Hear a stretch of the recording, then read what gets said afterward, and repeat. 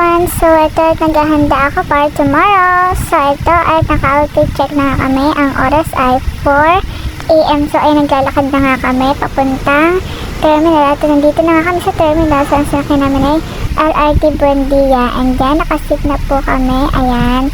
So ngayon for today's video, ang pupuntahan natin ay applying in Taiwan. So ayun, first time namin, so pray muna tayo kay Lord, nagasgasan niya tayo sa lahat ng mga pinaplano natin sa buhay para sa ating pamilya. So ayan, so ito nga pala yung aming ticket. So ang papunta doon from Calamba, Laguna is 125 each per head.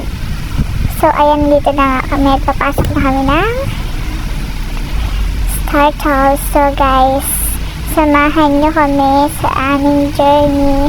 First try namin to. Ayan. So, nag-video kami para meron kaming memories kung halimbawa man na hindi kami makapasok or makapasok kami. So, ayan.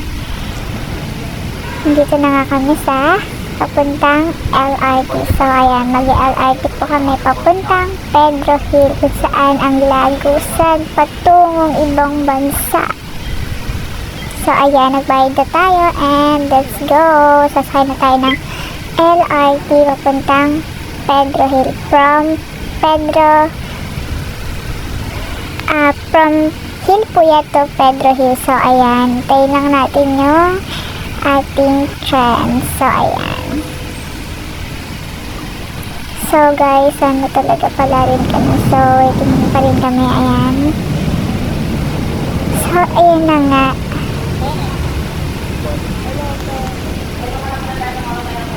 So, dun tayo sa kabilang area kasi for only female lang dito sa area to. So, dito pwede mix. So, ayan, nandito na tayo sa Pedro Hill. Ayan.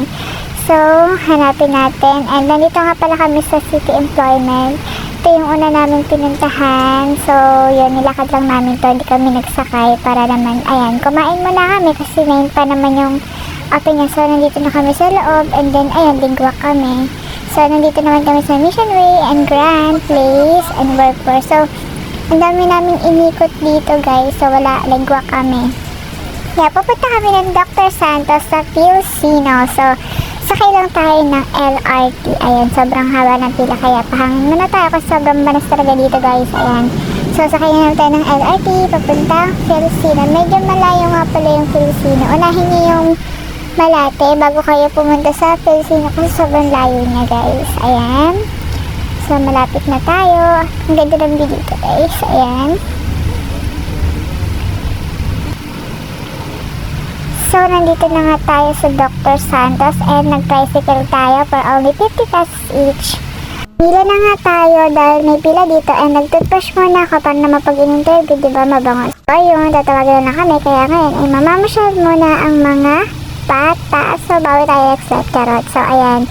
Punta muna tayo sa SM Sukat para makapagkita kay Kuya. So, ayan. Nag-LRT ulit kami papuntang SM Sukat. So, ayan. Chill-chill lang tayo. First try. Kaya, kalmado lang. So, ayan. Nandito na tayo ngayon sa SM Sukat. So, ayan. So, kakain lang kami dito. Tapos, then, masyal-masyal lang ng konti. And then, yun, uuwi na din kami. Siyempre, gabi na din naman. So, ayan. Let's go. Sobrang ganda nga pala dito sa SM Sukat. So, ayan. Sobrang daming pailaw din dito. And malaki din yung mall dito. So, let's enjoy the night. Huwag tayo umuwi ng Calamba. So, ayan. Hanapin natin si Kuya. And tinarik na nga kami dito. So, ayan. Pauwi na kami. Kasama namin siya.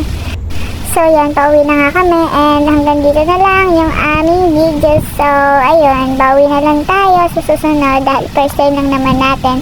So, hanggang dito na lang. Salamat!